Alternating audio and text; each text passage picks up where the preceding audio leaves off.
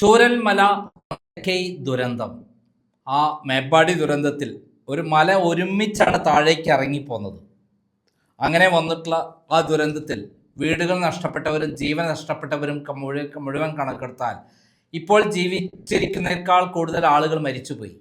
കുടുംബം സഹിതം മരിച്ചുപോയി. ഇനി 411 കുടുംബങ്ങൾക്കാണ് വീട് വേണ്ടത്. ഈ ദുരന്തം നടന്നിട്ട് കൊല്ലങ്ങൾ കഴിഞ്ഞിട്ടും ഏകദേശം 780 കോടി രൂപയാണ് ഗവൺമെൻറ് പിരിഞ്ഞു കിട്ടിയത്. ആ പിരിഞ്ഞു കിട്ടിയ തുക ഉപയോഗിച്ച് വീട് നിർമ്മിക്കാൻ വെറും 6 മാസവും മാക്സിമം പോയാൽ 1 കൊല്ലമാണ് വേണ്ടത്. അതിന് പണം കയ്യിലുണ്ടെങ്കിൽ നടത്താൻ പറ്റാത്ത എന്താ ഉള്ളത്? ഊരാളുങ്കൽ സൊസൈറ്റി എന്ന് പറഞ്ഞൊരു സൊസൈറ്റി ഉണ്ട്. പിണറായി വിജയനെയും മാർക്സിസ്റ്റ് പാർട്ടിയുടെയും കള്ളപ്പണം നിക്ഷേപിക്കുന്ന സൊസൈറ്റിയാണത്. അതിൽ ഈ നിക്ഷേപിച്ചുള്ള പണം എന്തിനാണ്? ഇത്തരത്തിലുള്ള കിട്ടുന്ന വർക്കിൽ അതിന് ഏറ്റവും ചുരുങ്ങിയത് ഒരു 50% വെട്ടിപ്പ് നടത്താൻ വേണ്ടി മാത്രമാണ്. ഈ ചൂരൽമല മുണ്ടക്കൈ ദുരന്തത്തിൽപ്പെട്ട 411 പേർക്കുള്ള വീട് നിർമ്മാണം ഇവരാണ് ഏറ്റെടുത്തത്. ഇവർക്ക് യാതൊരു ടെൻഡറും ഇല്ല കേട്ടോ. ഒരു വീടിന് 20 ലക്ഷം രൂപയാണ് കണക്കൂട്ടിയത്. 411 വീടിന് എത്ര വേണം? 80 കോടി വേണം. എത്ര മൊത്തം പിരിഞ്ഞു കിട്ടിയിട്ടുണ്ട്? 780 കോടി. ബാക്കി 700 കോടി രൂപ ഈ പിണറായിൻ്റെ കൈവശമാണ്. ആ പണം എന്തിന് ചെലവഴിച്ചു, എവിടെയാണുള്ളത്? ഇതിനെക്കുറിച്ച് ഇതുവരെ പറഞ്ഞിട്ടില്ല. മാത്രമല്ല ഇവർക്ക് 300 കോടി രൂപയാണ് ഇതിന് ചെലവ് വരുന്നത് എന്നാണ് പറഞ്ഞത്. അതായത് ഈ 411 വീട് നിർമ്മിക്കാൻ അവർക്ക് 300 കോടി രൂപ. അതെങ്ങനെയാണ് വരുന്നത്? 411 വീടുണ്ടാക്കാൻ ആകെ വേണ്ടത് 82 കോടി രൂപ, 82 കോടി 20 ലക്ഷം രൂപയാണ്. ബാക്കി പണം 300 കോടി എന്തിനാണ്? അവർ നിർമ്മിച്ച വീട് കണ്ടു കഴിഞ്ഞാൽ മാക്സിമം പോയാൽ 10 ലക്ഷം രൂപയാണ്. 10 ലക്ഷം രൂപയ്ക്ക് പകരം 20 ലക്ഷം രൂപയാണ് പറയുന്നത്. അപ്പം ബാക്കി പണം എവിടെ? ഈ രൂപത്തിലാണ് പിണറായി വിജയൻ തട്ടിപ്പ് നടത്തുന്നത്. ഇതിനെക്കുറിച്ച് വളരെ വിശദമായി നമ്മുടെ രാഹുൽ മാങ്കൂട്ടം എടുത്തിട്ട പോസ്റ്റ് കേൾക്കേണ്ടതാണ്. വളരെ ഗംഭീരമായ ഒരു പോസ്റ്റാണ്. അതൊരു മില്യൺ മേധ ആളുകൾ കണ്ടിരിക്കുകയാണ്. ഇത് ഇപ്പോൾ ഈ ഇലക്ഷനിൽ ഏറ്റവും ചർച്ച ചെയ്യപ്പെടുന്ന ഇടുത്തി പോലെ പിണറായിയുടെ തലയിൽ പതിച്ച ഈ പോസ്റ്റ് ഇപ്പോൾ CPM-ൻ്റെ ഉള്ളിലും LDF-ൻ്റെ ഉള്ളിലും കത്തിപ്പടരുകയാണ്. പിണറായി വിജയനെ ചോദ്യം ചെയ്യുകയാണ് ജനങ്ങൾ. വളഞ്ഞിട്ട് നാളെ ജനങ്ങൾ ചോദ്യം ചെയ്താലും സംശയമില്ല, ഈ രാഹുൽ മാങ്കൂട്ടം എഫക്റ്റ് ഏത് സമയത്താണ് ഈ നാട്ടിൽ ജനങ്ങൾക്ക് അല്ലെങ്കിൽ പറയുന്ന കമ്മികൾക്ക് തലയിൽ കയറുക എന്നറിയില്ല. കാരണം കൊല്ലം പത്രസമ്മേളനത്തിൽ പിണറായി വിജയനെ പച്ചയ്ക്ക് വിളിച്ച് ചോദിക്കുന്നത് കണ്ടില്ലേ? ജീവനം കൊണ്ട് ഓടുന്ന പിണറായിനെ നമ്മൾ ആദ്യമായി കാണുകയാണ്. കടക്ക് പുറത്ത് എന്ന് പത്രക്കാരോട് പറഞ്ഞ അതേ പത്രക്കാർ എടോ പിണറായി എവിടെ ചോദ്യങ്ങൾക്ക് ഉത്തരം എന്ന് ചോദിക്കേണ്ട ഗതികേട് കേൾക്കേണ്ട ഒരു അവസ്ഥയിലെത്തി പിണറായി. അതേപോലെ രാഹുൽ മാങ്കൂട്ടത്തിൻ്റെ ചോദ്യങ്ങൾക്ക് ഉത്തരം ജനങ്ങൾ പിണറായി വിജയനെ തടഞ്ഞു വെച്ച് ചോദ്യം ചെയ്തെന്നവരും ഈ പണം എവിടെ പോയി?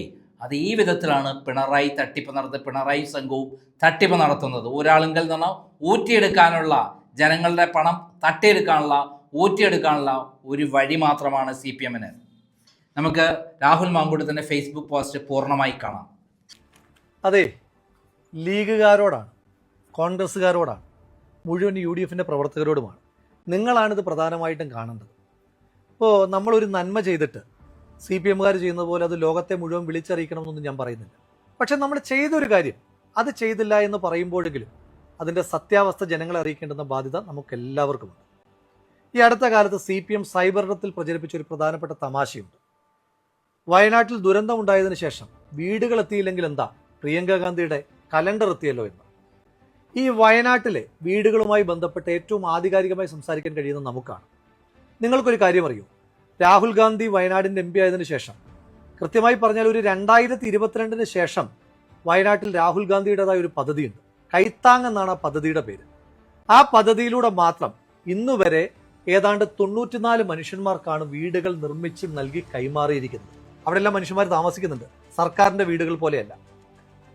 നിങ്ങളിൽ എത്ര പേർക്ക് ഈ 94 വീടുകൾ നൽകിയ കൈത്താങ് പദ്ധതിയെപ്പറ്റി അറിയാം? ഞാൻ തന്നെ ഈ കഴിഞ്ഞ ദിവസമാണ് രാഹുൽ ഗാന്ധിയുടെ ഓഫീസിൽ നിന്ന് ഇത് മനസ്സിലാക്കുന്നത്. ഞാൻ ആ ബെനിഫിഷ്യറീസിന് ലിസ്റ്റ് എടുത്തപ്പോൾ അതിനകത്ത് എനിക്ക് ശ്രദ്ധേയമായി തോന്നിയ ഒരു പേര് ഞാൻ കണ്ടു.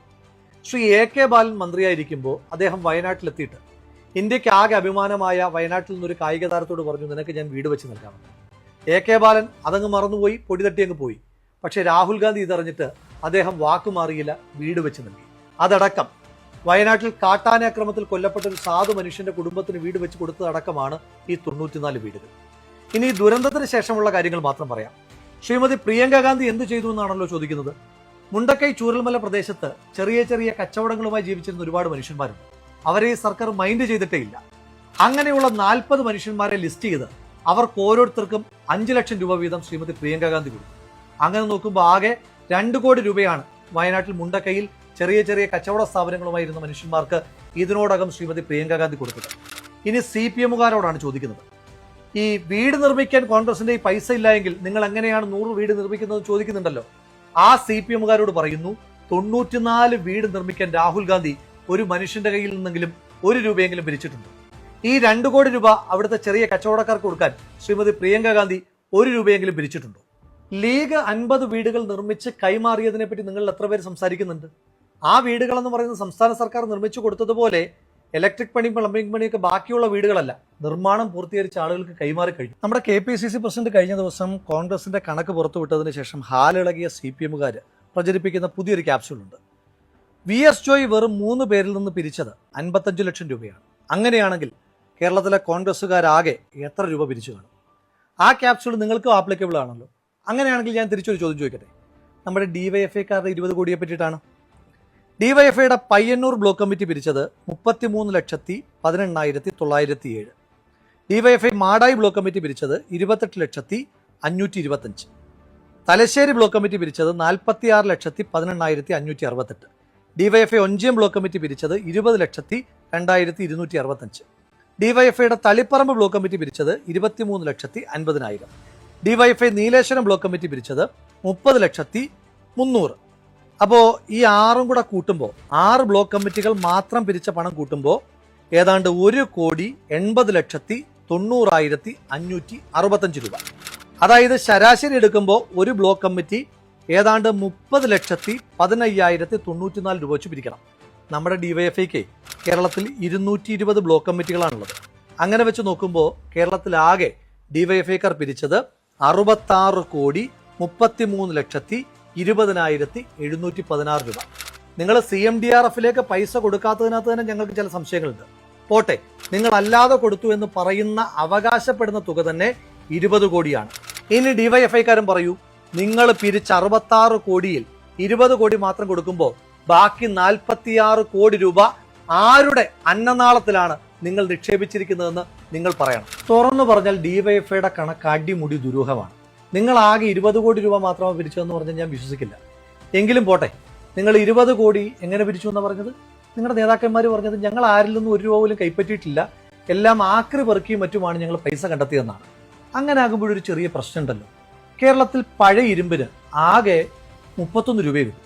പഴയ പത്രമാണെങ്കിൽ 21 രൂപ, പഴയ പ്ലാസ്റ്റിക് ആണെങ്കിൽ പിന്നെയും വില കുറവാണ്, ആകെ 12 രൂപയെ കിട്ടും. അങ്ങനെയാണെങ്കിൽ നിങ്ങൾക്ക് 20 കോടി രൂപ വേണമെങ്കിൽ എത്ര ടൺ കണക്കിന് പേപ്പറും പ്ലാസ്റ്റിക്കും ഇരുമ്പും ഒക്കെ കൊടുക്കേണ്ടി വരും? അങ്ങനെയാണെങ്കിൽ ആ സമയത്ത് കേരളത്തിലെ റോഡുകളിലെല്ലാം DYFI-ക്കാരുടെ ആക്രി ലോറികൾ മാത്രം കൊണ്ട് നിറഞ്ഞേനെ. അങ്ങനെ ഒരു കാലം നമുക്ക് ഓർമ്മയില്ല. എങ്കിലും പോട്ടെ, നിങ്ങൾ അത്രയും രൂപ സമാഹരിച്ചു എന്ന് ഇരിക്കട്ടെ. നിങ്ങളോട് ഈ കണക്കുകൾ ചോദിച്ച ആളുകൾ ഉത്തരം മുട്ടിക്കുന്നുണ്ടല്ലോ. ആ ആളുകളെ ഉത്തരം മുട്ടിക്കാനായിട്ടുള്ള ഒരു എളുപ്പമാർഗം ഞാൻ പറഞ്ഞുതരാം. ഈ നിങ്ങൾ ആക്രി വിറ്റ പൈസയാണെന്നല്ലേ പറഞ്ഞത്? അങ്ങനെയാണെങ്കിൽ ഈ ആക്രിക്ക്, പ്രത്യേകിച്ച് ഇരുമ്പാണ് എങ്കിൽ GST ആയിട്ട് കടക്കാർ കൊടുക്കേണ്ടത് 18%. അങ്ങനെയാണെങ്കിൽ കേരളത്തിൽ ഈ 20 കോടി രൂപ ആക്രി വിൽക്കുമ്പോൾ ആക്രി കച്ചവടക്കാർ GST ആയി കൊടുക്കേണ്ടത് 3,60,00,000 രൂപയാണ്. DYFI-ക്കാർക്ക് സുവർണാവസരമാണ്. നേരെ പോയിട്ട് ആ കേരളത്തിലെ പല പല ആക്രി കച്ചവടക്കാരിൽ നിന്ന് ആ 3,60,00,000 രൂപയുടെ GST ബില്ല് അങ്ങോട്ട് വാരി വീശിയിട്ട് ഞങ്ങളുടെയൊക്കെ ഉത്തരം മുട്ടിച്ച് ഞങ്ങളെയൊക്കെ ചമ്മിച്ച് കളഞ്ഞാൽ മതി. കാര്യം എളുപ്പമായി, DYFI സേഫുമായി. CPM DYFI കൊണ്ട് നടത്തുന്ന കൊള്ള കൂടാതെയുള്ള മറ്റൊരു പ്രധാനപ്പെട്ട കൊള്ള ഊരാളുങ്കലിനെ ഉപയോഗിച്ചുകൊണ്ടുള്ളതാണ്. കഴിഞ്ഞ ദിവസം ടൗൺഷിപ്പ് നിർമ്മാണത്തിൽ ടെൻഡർ പാലിച്ചിട്ടില്ല എന്നുള്ള വിവരം ഞാൻ പുറത്തു പറഞ്ഞപ്പോൾ എനിക്ക് മറ്റൊരു വിവരം കൂടെ കിട്ടി. മുണ്ടക്കൈ ദുരന്തമുണ്ടായ പുന്നപ്പുഴ നവീകരണത്തിന് വേണ്ടി 195 കോടി രൂപയാണ് സംസ്ഥാന സർക്കാർ മാറ്റിവെച്ചിരിക്കുന്നത്. അന്ന് മാലിന്യം കൊണ്ട് നിറഞ്ഞതാണ് പുന്നപ്പുഴ. ഈ പുന്നപ്പുഴയുടെ നവീകരണത്തിന് വേണ്ടിയിട്ട് ഉത്തരാഖണ്ഡിലും പഞ്ചാബിലുമൊക്കെ ഈ പ്രവൃത്തിയിൽ ഏർപ്പെട്ടിട്ടുള്ള ചില കമ്പനികൾ സംസ്ഥാന സർക്കാരിനെ സമീപിച്ചു.